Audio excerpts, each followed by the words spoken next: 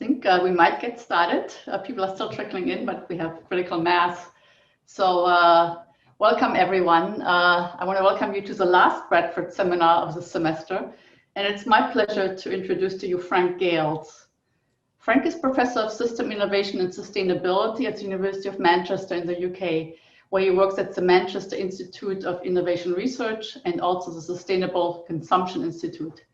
He is Dutch, as you probably can tell by his name, and got degrees in chemical engineering as an undergraduate and then science, technology and innovation studies at a PhD level at Twente University of Technology in the Netherlands, and then moved to the UK in 2007. He's one of the world's leading and most highly cited scholars on socio-technical transitions, where he addresses the interactions between social and technical developments in large-scale changes in energy, food, and transportation systems. He provides both theoretical foundations and historical and contemporary case studies that range from sea transport to psychotropic drugs, pig farming, in fact, rock and roll as well, to renewable energy technologies. He's worked with the OECD and ministries in both the UK and the Netherlands to put his research to work. I myself got to know Frank a year and a half ago as a fellow lead author on a chapter on demand, services, and social aspects of mitigation in Working Group 3 on mitigation of the IPCC's 6th assessment report. Frank is particularly well known for his work on a multi-level perspective, which provides an understanding of longitudinal transitions as a series of interactions between radical niche innovations, established regimes, and an exogenous landscape. This work is, and this framework and work is mentioned as a useful tool to guide sustainability policies and interventions in reports from organizations that range from the UN Environmental Programme to the World Wildlife Fund and the German government's Advisory Council on Global Change. Today, he will talk to us on the topic of understanding and steering socio-technical transitions towards sustainability. Take it away, Frank. Thanks very much, Elke, for the kind introduction. Yeah, I'll be talking about socio-technical transitions, which are large-scale shifts in energy, food, mobility systems.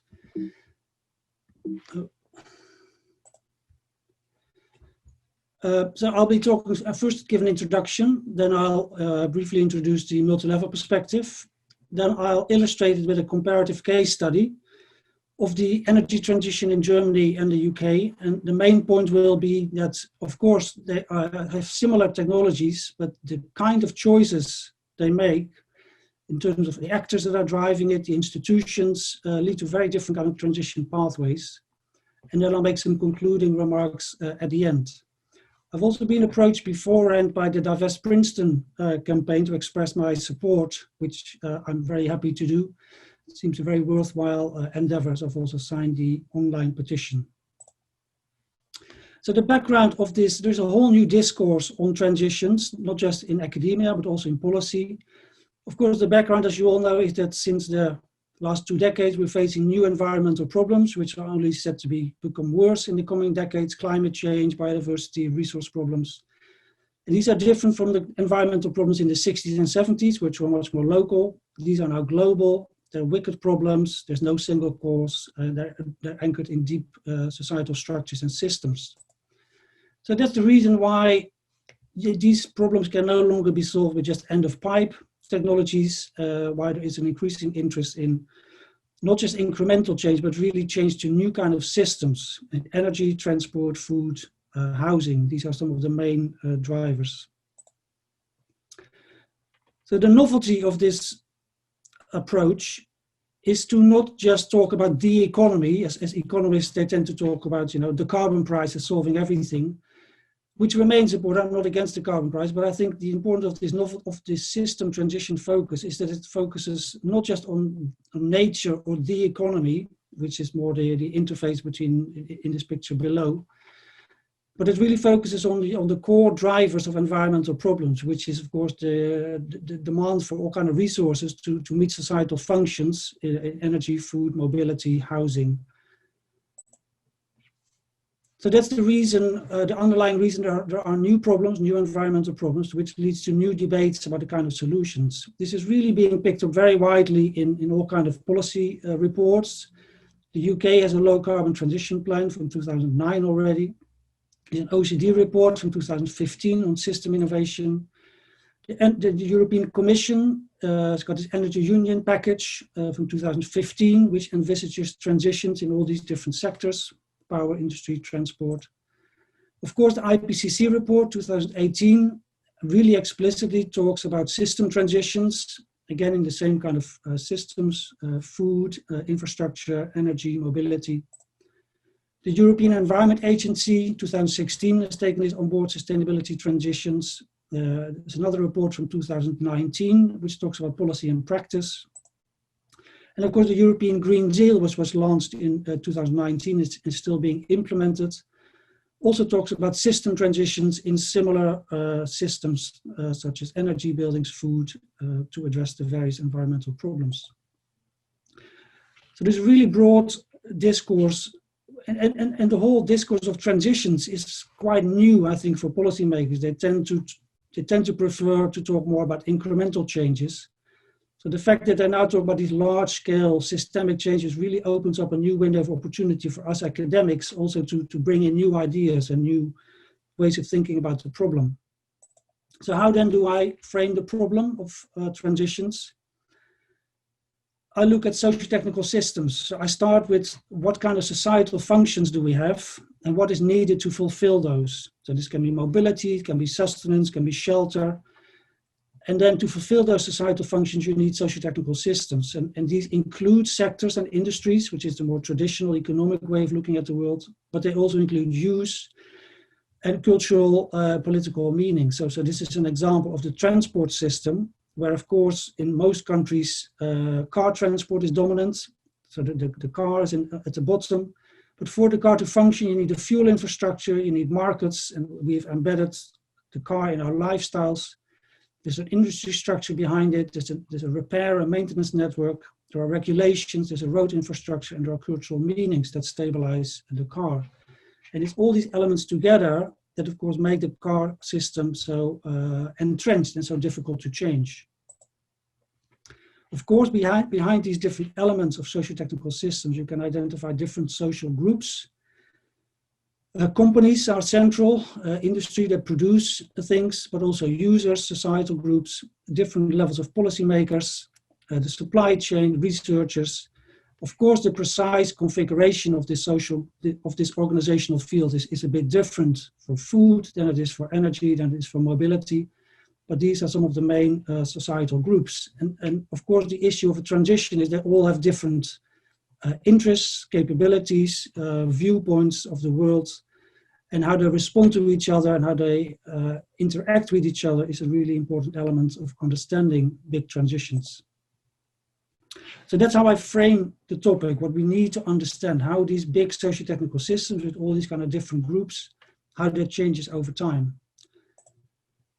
So I'm speaking from this whole new research community has emerged since the 2000s. It's so far, it's an international network. It's about 2,000 plus members. Anyone can join with annual conferences. It's linked to a journal.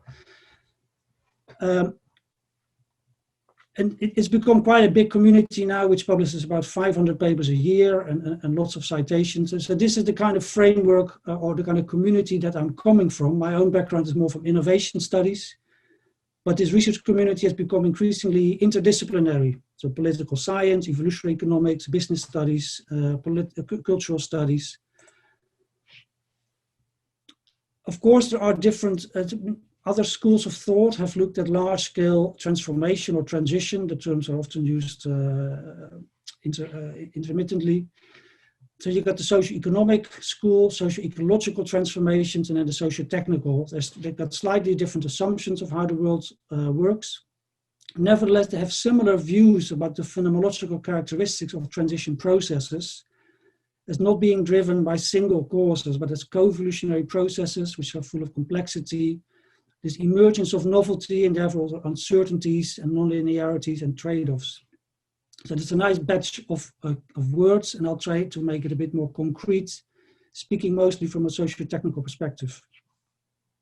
So just one slide on the theoretical background before I actually start explaining the theoretical framework.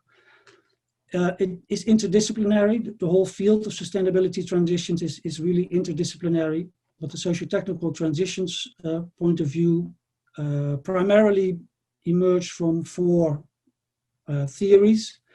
That's evolutionary economics, where of course Schumpeter has for a long time talked about waves of destruction and radical innovation and how this leads to overthrow and disruption and transitions. But evolutionary economists tend to take the market for given as if it just exists. They don't really look at policy and have a quite simple view of consumers.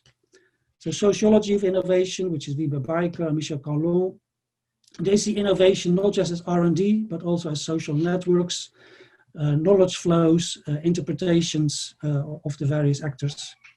Institutional theory is important because transitions inevitably will also mean changes in the various policies and institutions that underpin markets. And I also draw on history, not just because of empirical cases, but also their theory of change.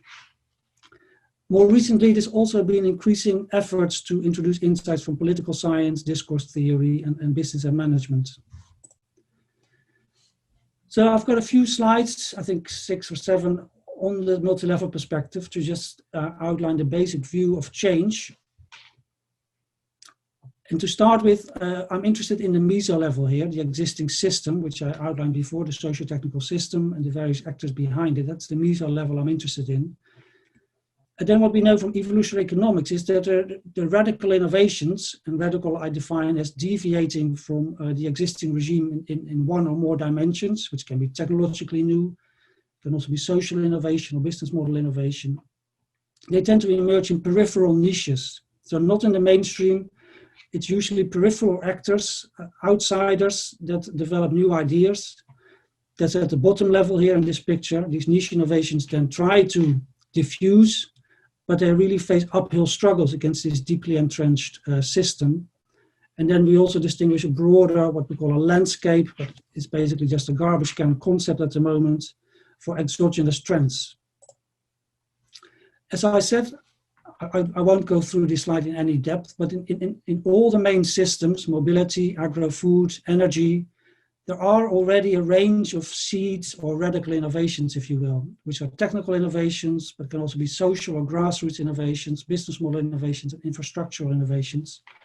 So for example, in mobility, we've got, of course, the battery electric vehicles, the biofuel cars, the hydrogen cars.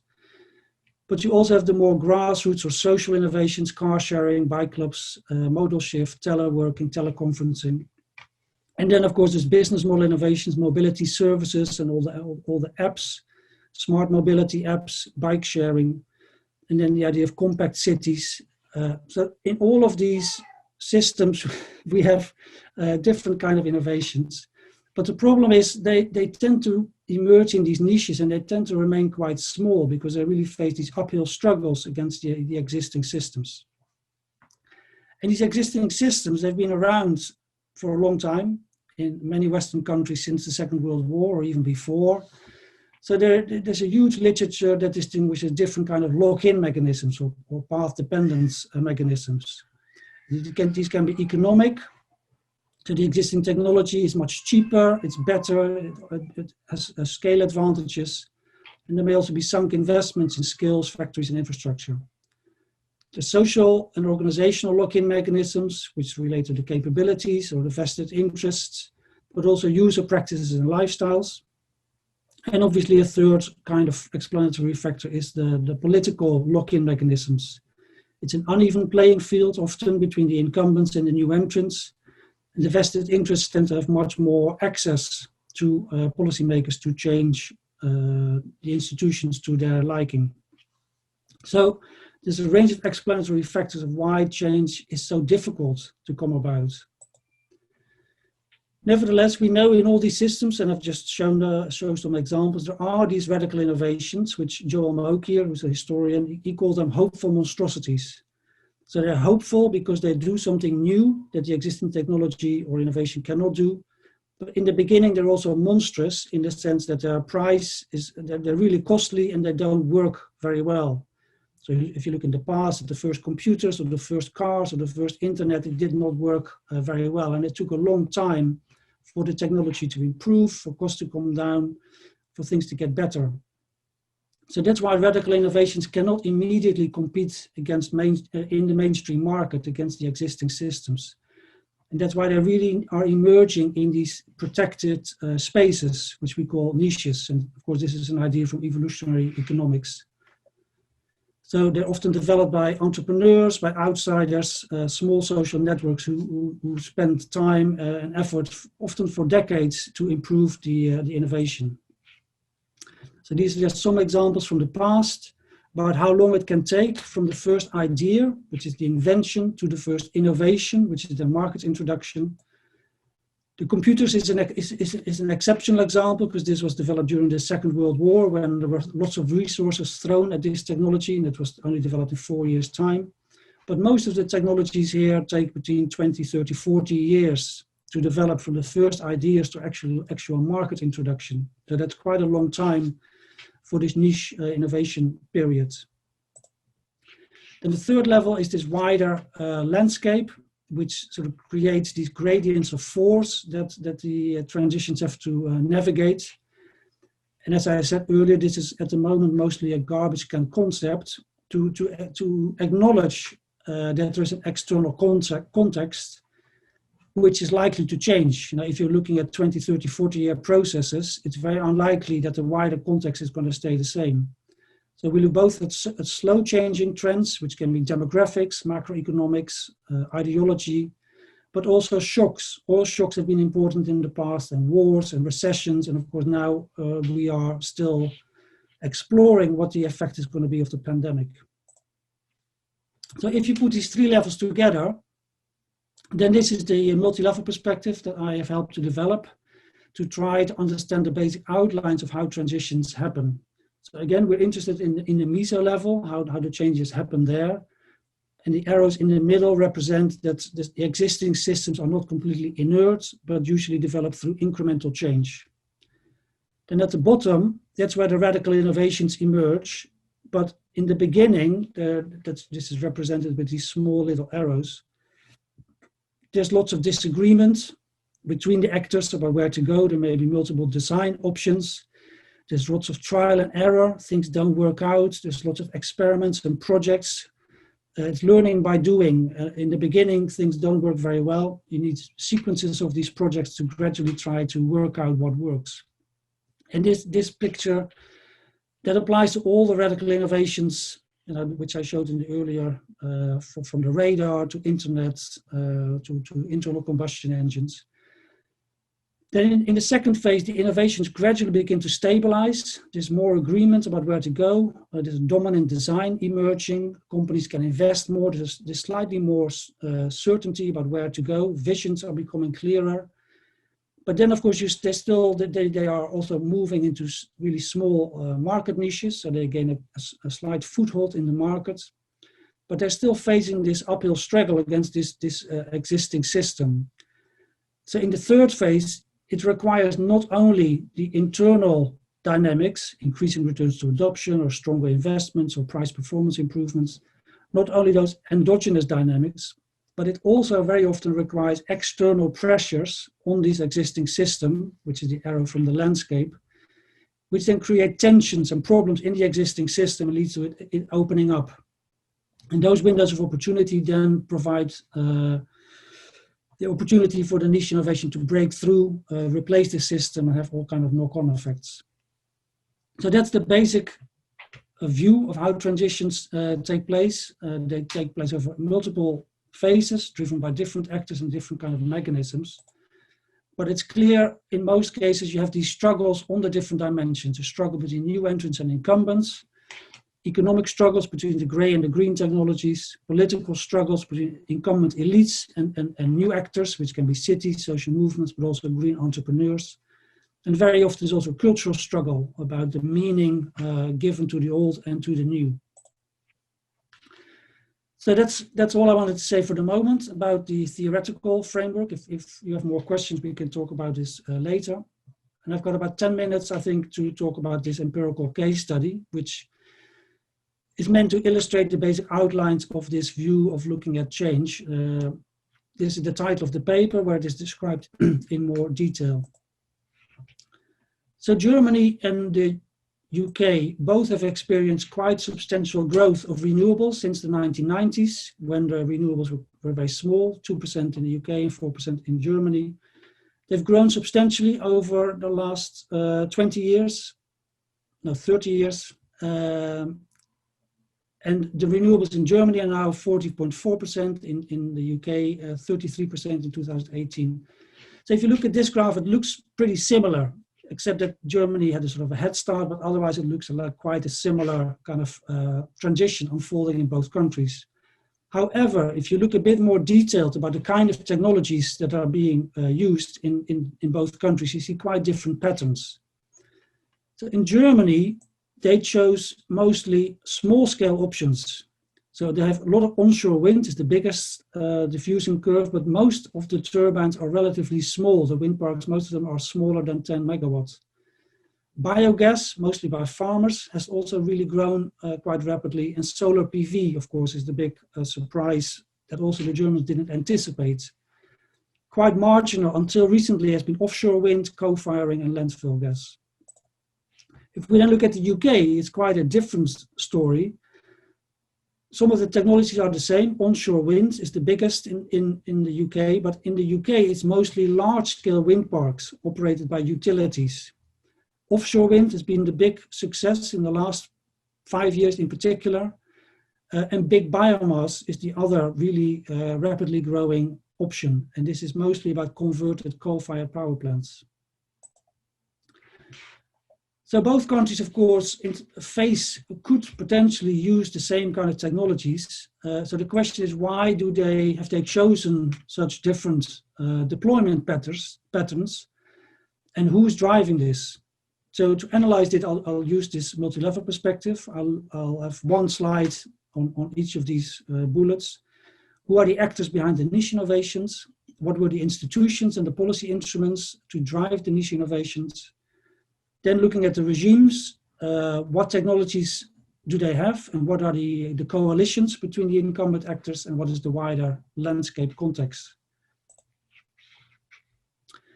So who are the actors driving these renewable energy technologies in both countries?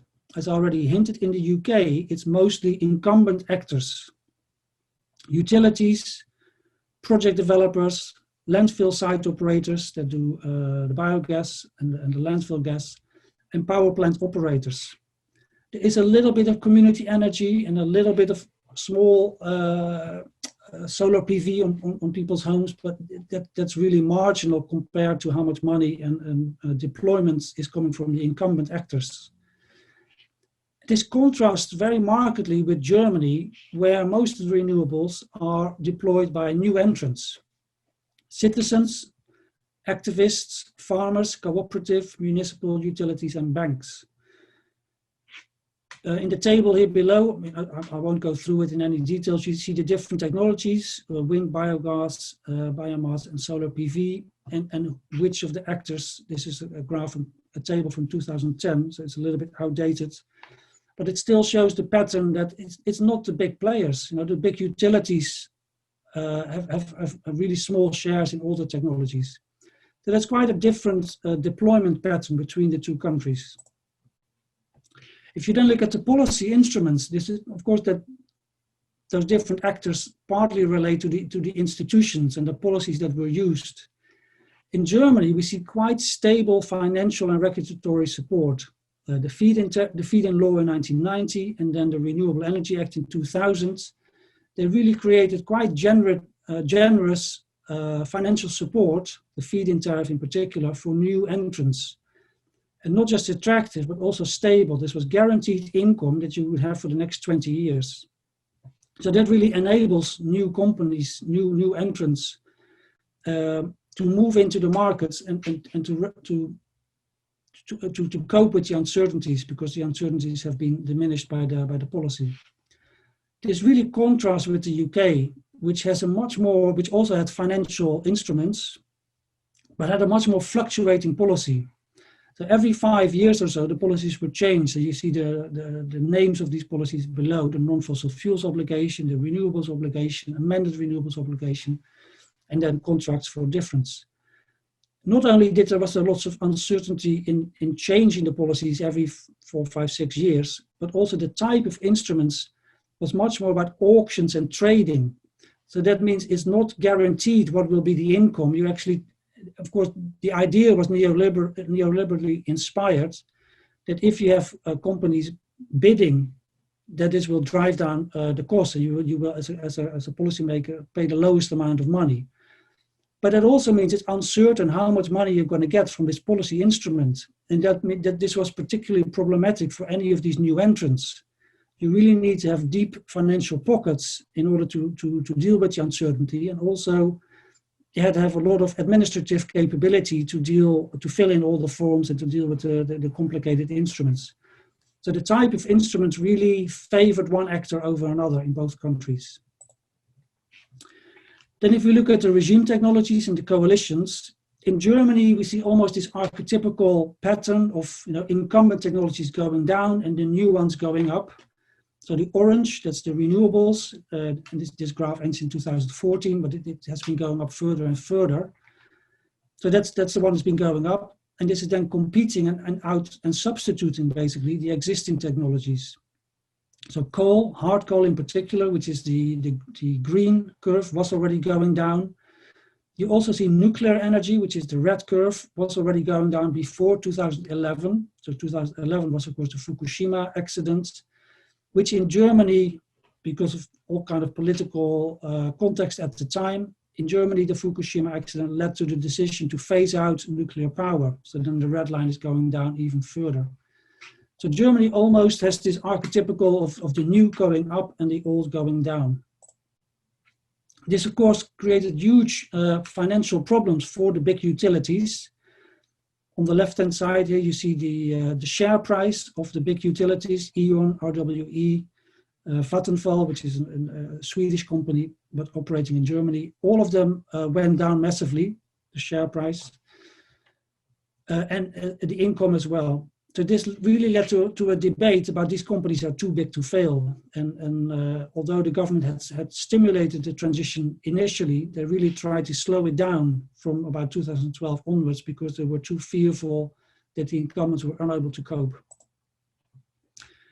This is quite a different pattern in the UK, where we also do see the renewables rising, but it's much more an initial pattern of coal being replaced with the dash for gas in the 1990s, then price fluctuation, price competition between gas and coal, and then really from 2012 onwards, coal really being phased out very rapidly, and the renewables going upwards. But the government still has very strong plans to support the existing regime players. They had these big plans of building 8 new nuclear power plants, which benefits the incumbents, although they're struggling to finance it, and they have so far only succeeded in getting 1 as being built. Natural gas is being expanded and coal is being phased out. But overall, the pattern in the UK is much more about working with incumbents, whereas in Germany, it's much more about unleashing new entrants. So then if I go to the coalition, really the actors, in the UK, it's been quite a stable coalition between the government and the utilities. Of course, there have been tensions about specific policies and in particular technology, but overall it's been quite a stable coalition with a tendency to negotiate and to discuss how to move forward, which then leads to a gradual transformation of the incumbents. So the incumbents are gradually reorienting their R&D, their strategies, their investments, but they're not being outcompeted, they're not being replaced. It's actually them transforming themselves. Whereas in Germany, we see a different kind of pattern, which is due partly to quite a disruption with the election of the Green Party and the creation of a red-green government, so that's Labour plus the Green Party, which was in power from 1998 to 2005. And particularly the Greens really wanted a clean break with the utilities, and they succeeded in that, and they set in train all kind of strong policies, which was the really strong support for renewables, but already then they started the ideas of a nuclear phase out.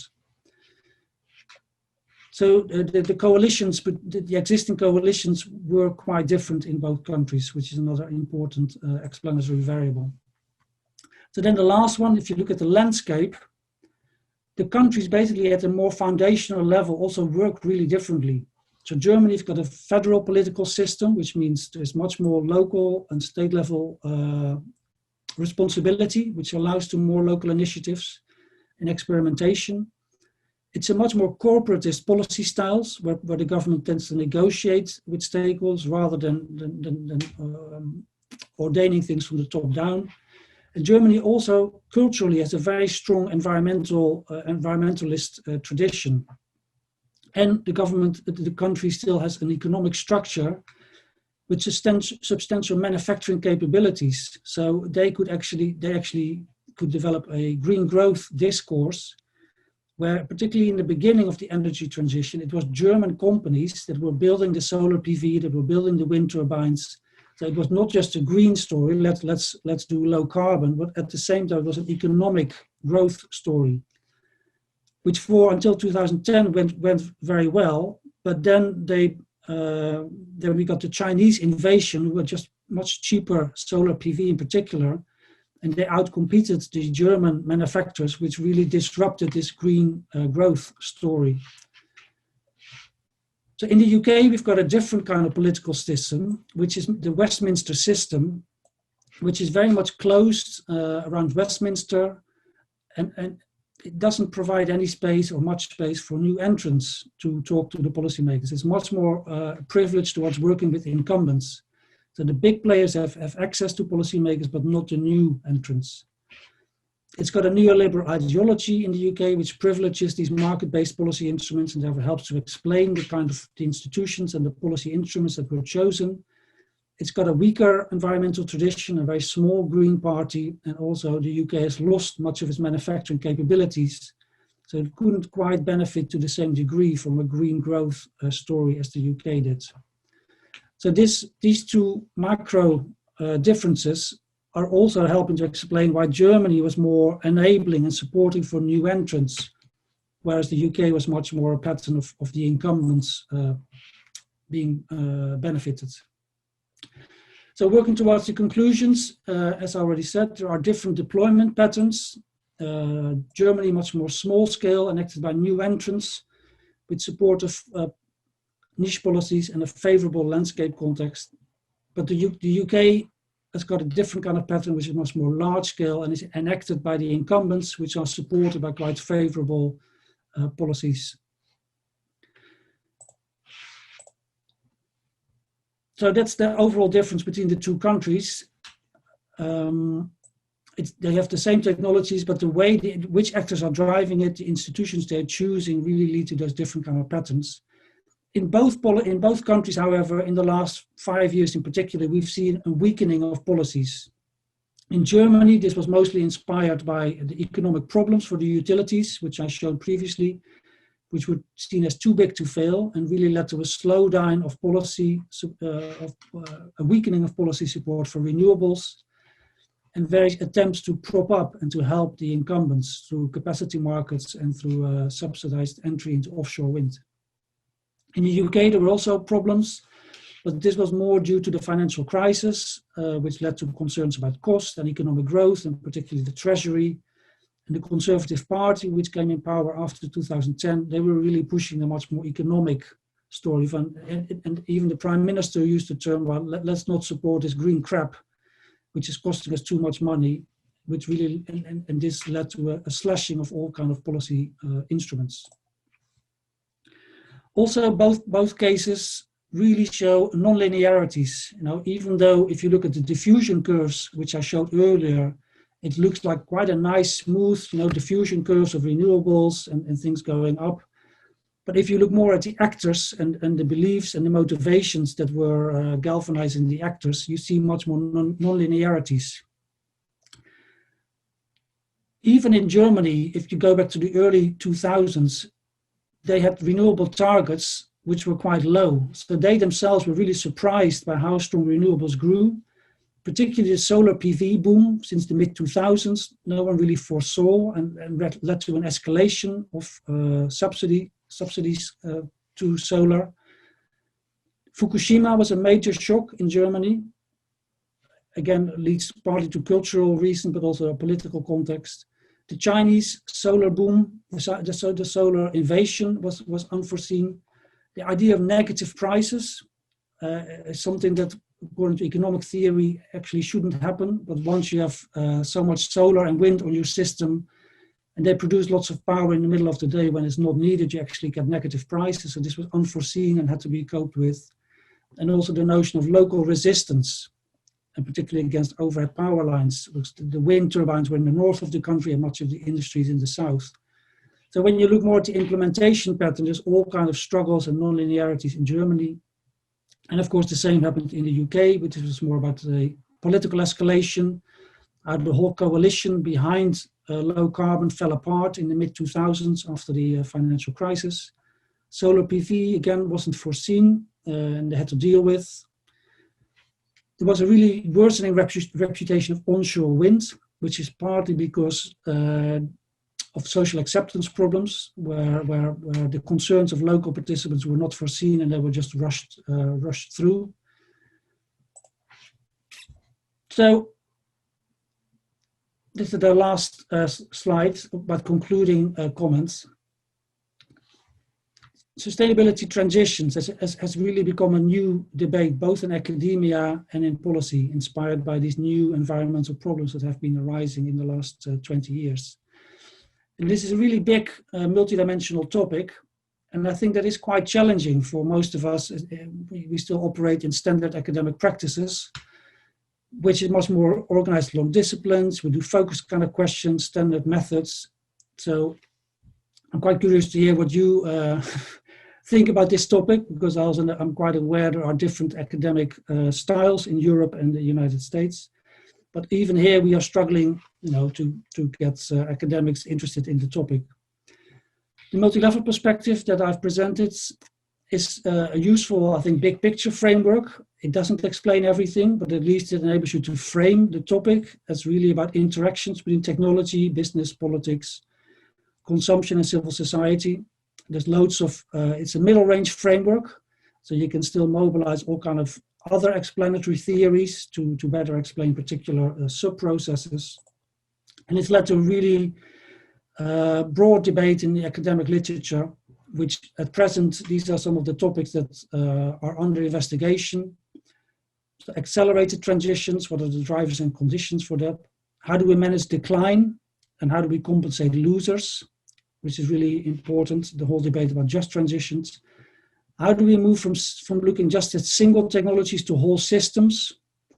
And what about knock-on effects, innovation cascades, and complementary innovations? When you change one thing in the system, how does it lead to further changes in other places in the system? Of course, politics and power struggles have become a really crucial issue as we see these playing out presently in all the systems in most of the countries around the world. Another big question is, are incumbent firms always sort of the inert dinosaurs, or can they also reorient, and how can we stimulate this reorientation to go more quickly?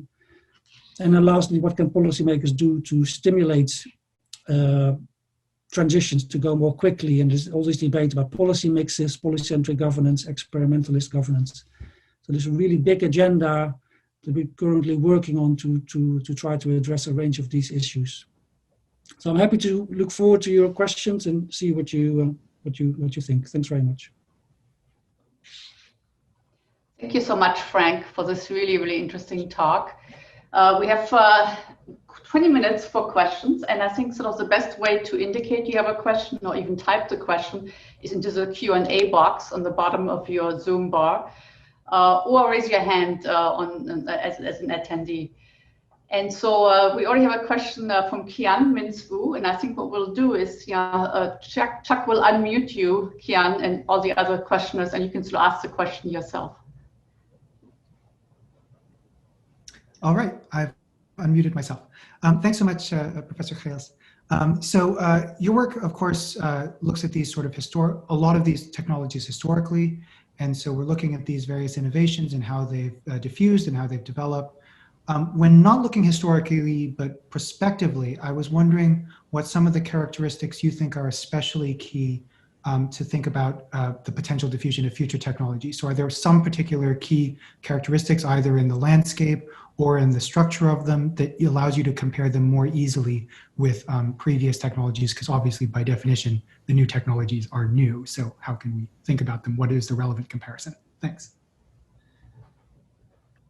Thanks, Kian. That's a good question. I think although the technologies are new, some of the struggles will be the same. You know, the struggle that new technologies are emerging in niches, that there are hype disappointment cycles, that you build new visions, that there will be setbacks. Many of these things will be similar. I do think a big difference between historical transitions and low carbon in particular, that many historical transitions were driven by opportunities. So emerging technologies arise and then we see how we can use them. Whereas low carbon transitions or sustainability transitions are more driven by a problem.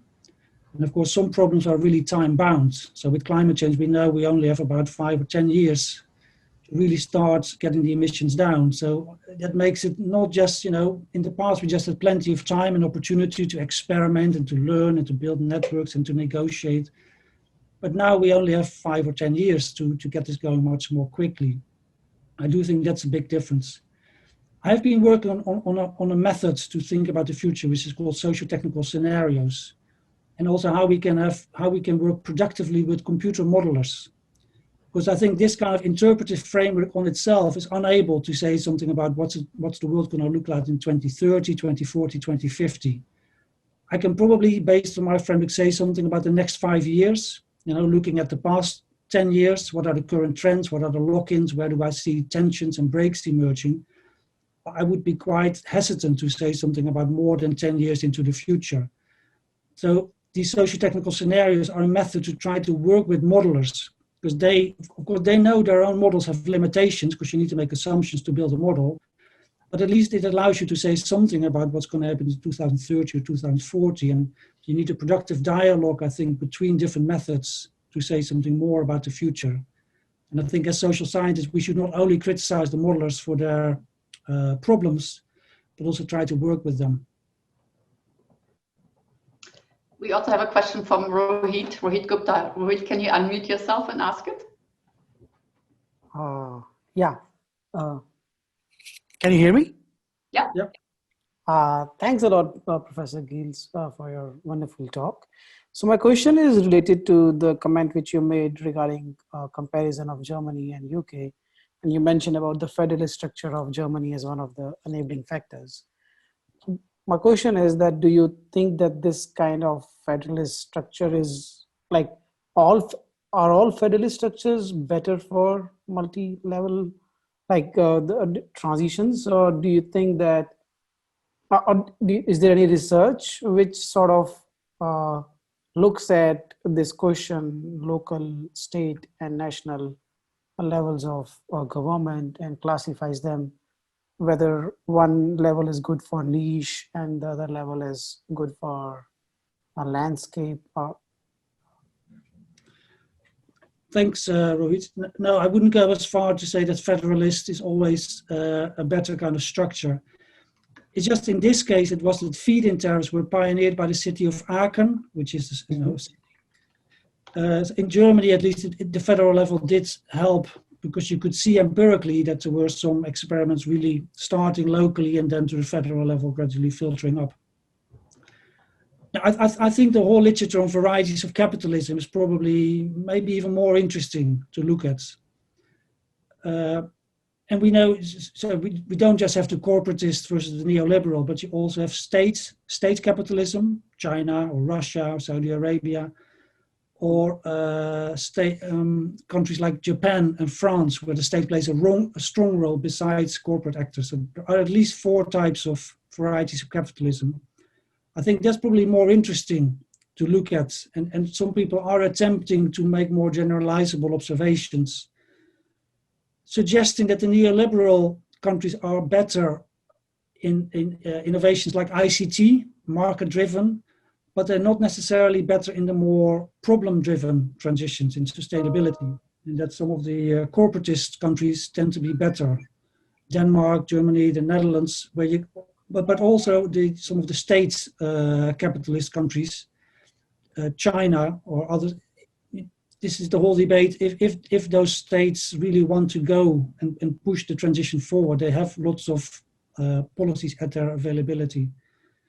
So the federalist dimension that I highlighted was just helpful for this particular case, but I wouldn't say that federalist countries are always better in driving the transition. Right.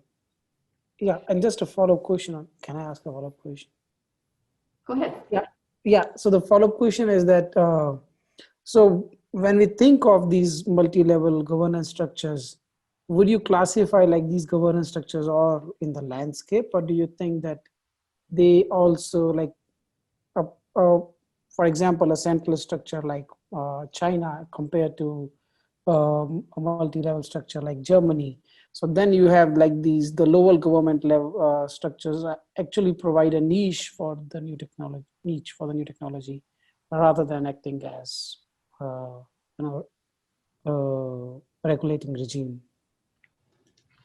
Yeah, no, I wouldn't use it in that way. So I know they both use the word multi-level governance, right, and multi-level perspective. But I would not say niche is at a lower level and in the multi-level governance. It's a really different kind of analytical framework. So I would put a political structure, for me, that's part of the regime. How does a particular country work and organize itself, which can be a federalist system or a much more centralized system. So that's just how the political economy works in a particular country. And that can be done in different ways, and that will have different effects on different case studies. So I would not use, because they both use the word multi-level, I would not map them one-on-one onto each other. We also have a question from Bob Cohen, but I think, Chuck, you will have to unmute Bob.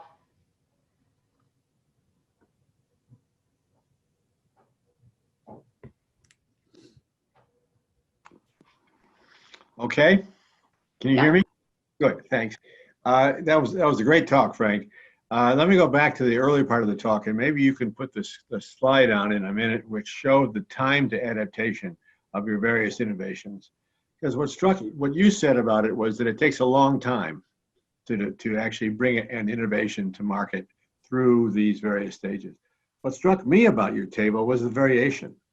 That is, you had some variation from 2 years with transistors and 4 with computers to 41 years with something else.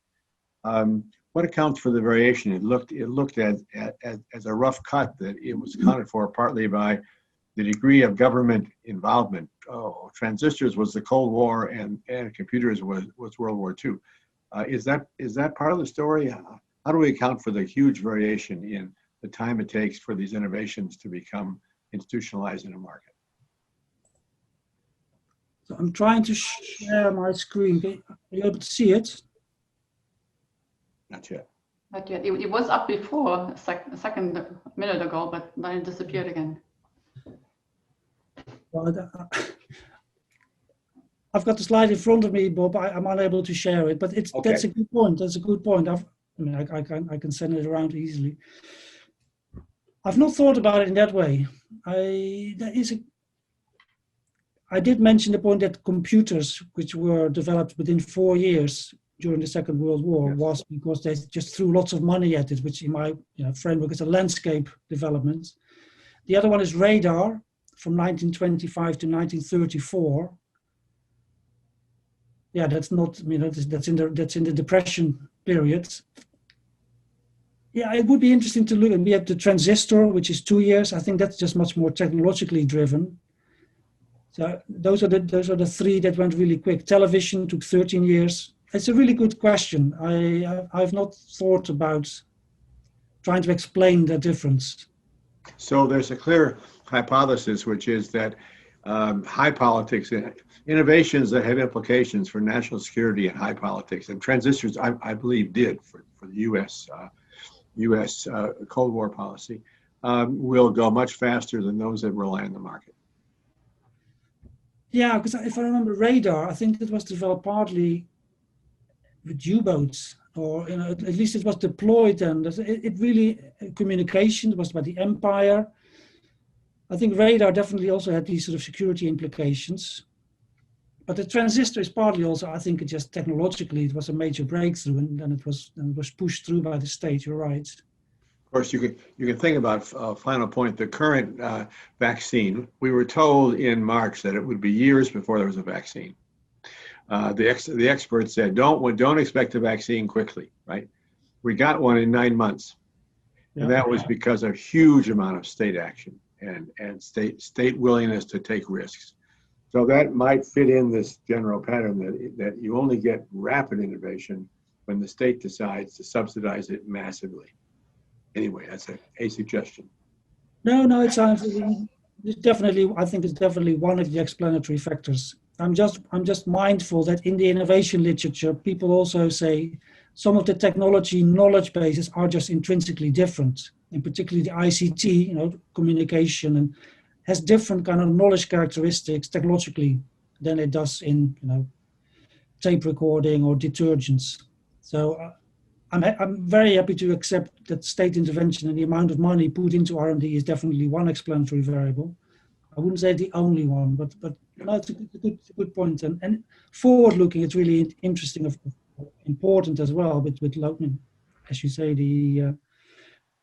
the pandemic is one example where it went really quick. So the question is, can we replicate that with low carbon? And I'm not entirely sure, because some of these innovations, we've been looking at, as you know, the report with David Victor at the chemical industry, the plastics industry. These are really big technological. Maybe so. There was a recent paper by Arnav Grupler in Science, which says that technologies that are more small scale can easily be replicated, where you get lots and lots and lots.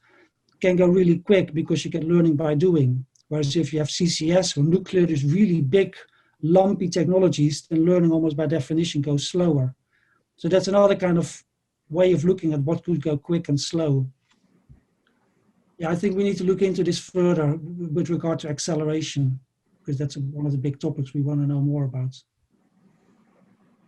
Next question is from Kang Tong.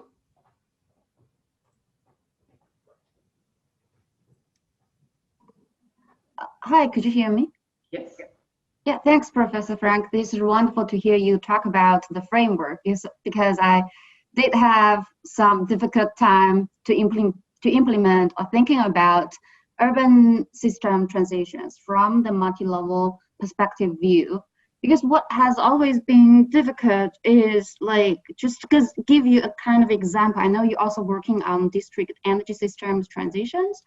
And when I'm looking at cities, sometimes I just don't know how to think is a niche level innovation or it is actually a regime change. Just example, like if a city's old district energy system has been upgraded to the latest advanced ones that is really can be low carbon, that for city itself is a huge radical change. But then if we looking at nationwide, it may be just one or two cases. I kind of had a very difficult time to think about whether MLP is suitable for analyzing city level low carbon initiatives, or I'm just thinking I'm kind of missing something. I'm kind of curious about how you think about this issue.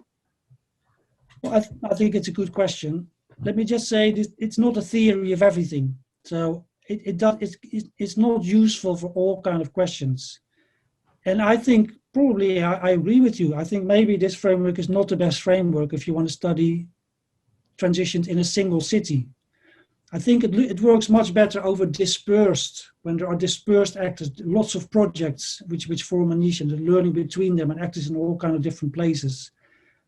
I think if you focus on one city, on one location, I would agree with you. It's probably much more difficult to distinguish between a regime and a niche and a landscape. So there is a huge literature, as you probably know, on urban transitions. I think they use different frameworks. So I wouldn't try to squeeze everything into this one framework. It's got strengths in some areas, but also limitations in others. And maybe for your question, this is not the right framework. Yeah, thanks for clarifying. Next, we have Ellen Benvist. Thank you, Professor. You talked a little bit, I guess this is a question building on what Bob was saying. You talked a bit about, issues of public acceptance in some of those implementations, both in Germany and in the UK. And you mentioned, I think in the German case, some cultural aspects that either facilitated or impeded policy implementation. I was wondering whether you could say a little bit more about how do you look at those aspects, which methods you use, and which methods do you think would make sense looking forward? Because I guess you can't do projecting future opinion polls of what people are going to think in the next few years. Thank you. Yeah, that's a good question, Ellen. I would probably say that methodology is my weakest side in the case studies. This paper in particular was written with German colleagues. I had a sabbatical there. I really think you need to know the country if you want to talk about have a comparative case study, particularly the political aspects and the cultural aspects. So this was a much more interpretive kind of method, drawing, people have written about Germany. I tend to often use secondary sources and just draw on the academic literature. And there are hundreds of papers, on different aspects of Germany, on different innovations. So one is they have this really strong feeling for nature, and the woods in particular, and this Blut und Boden philosophy. And so if they talk about climate, really means almost something, it means like respect for nature. The same for energy. They still also have engineering. It was a really strong groundswell of people in the anti-nuclear was also really strong. They really had this sense that nuclear energy is almost apocalyptic. Whereas in the UK, it was just seen as another energy resource, as a commodity basically. And so the energy, also producing your own energy in Germany, had a really strong positive feeling, which it doesn't have in the UK. So it's more these kind of quite generic differences which we mobilized. I think they're interesting. They're probably also quite deep. They're not going to, these are really deep cultural patterns. They're not going to change within a couple of years. I would be almost more confident in projecting these deep cultural trends, 5 or 10 years into the future than specific technologies. And I don't know what opinion polls. I have to say I'm a bit more hesitant about, because also the methodology behind it is more difficult, I think. But the deeper cultural patterns, cultural historians have written about these interesting things, and I think they're pretty stable. We have also a question from Jared Finnegan.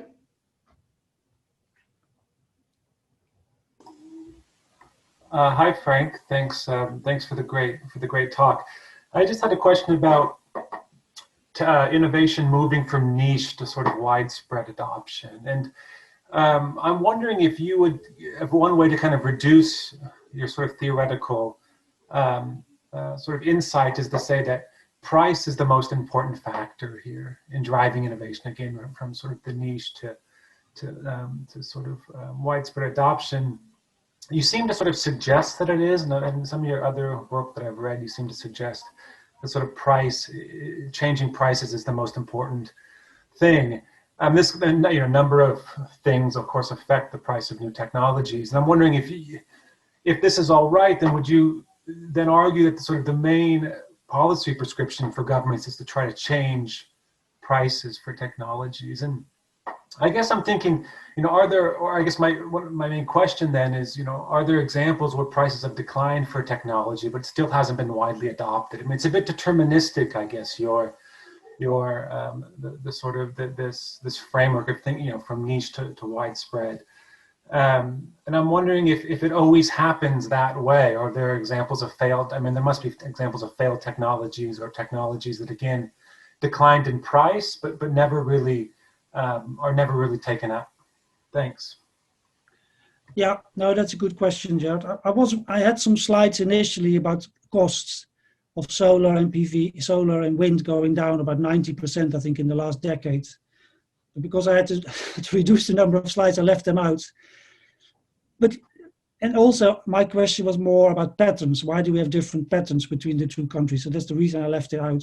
But I do completely agree with you that price, is one of the most important drivers of diffusion. How you get from the niche phase to wider adoption and market penetration. Is not the only one though, and of course, price is also not intrinsically given. As you probably know, solar, what is the price of solar is hugely debated, particularly in the US, because it depends on what do you take into account. It's not just implementing the solar panel, it's also the adapter, then you have the whole infrastructure costs, the intermittency, who's going to pay for that. And I know there are huge legal battles in the US in particular about what, who's then having to pay for these extra infrastructure costs. And so you can make prices more higher or lower depending on the policies. Nevertheless, without price reduction, it's very unlikely that you're going to have diffusion. So I would say it's a necessary but not sufficient driver. In many cases, you do also need, the adjustment in infrastructure, the complementary innovations. Institutions need to adjust, and also social acceptance can be a problem. So quite strangely, in the UK, they've chosen onshore wind is the cheapest technology, but it has stopped diffusing. There's been a moratorium over the last 5 years because of huge social acceptance problems, that they didn't listen to the concerns of local residents, which led to a really negative cultural debate. And then parliamentarians say, well, no, we don't want to do this anymore because it's polluting the countryside. People like unspoiled views. So strangely, the UK has actually been supporting the most expensive technologies, which was offshore wind, which, because of its support over a 10-year period, has become really cheap. But it wasn't initially. So this case does also show that some of the cheapest technologies actually didn't diffuse any further. The more expensive one became cheaper and then did diffuse further. So it is a much more complicated story generally, but I would agree, I didn't mention price. I probably should have mentioned it a bit more, but it wasn't my sort of explanatory question. It's a necessary but not sufficient variable. And there are so many publications, as you know, about carbon pricing, and this has been advocated for more than 20, 30 years. So I feel like I don't need to add my voice to that huge chorus of economists. And I'd rather emphasize some other dimensions, which are often overlooked, which can be social acceptance or the cultural dimensions or institutional adjustments. Because I'm as an academic, interested in where can I add something new that has not already been said many times by others. So thank you so much, Frank. And I'm afraid we're out of time. And thanks for this excellent presentation. This is, as I said before, the last talk in our speaker series this semester. Look out for emails announcing next spring's lineup. And in the meantime, I wish everyone happy holidays and hopefully we'll see a better year to come.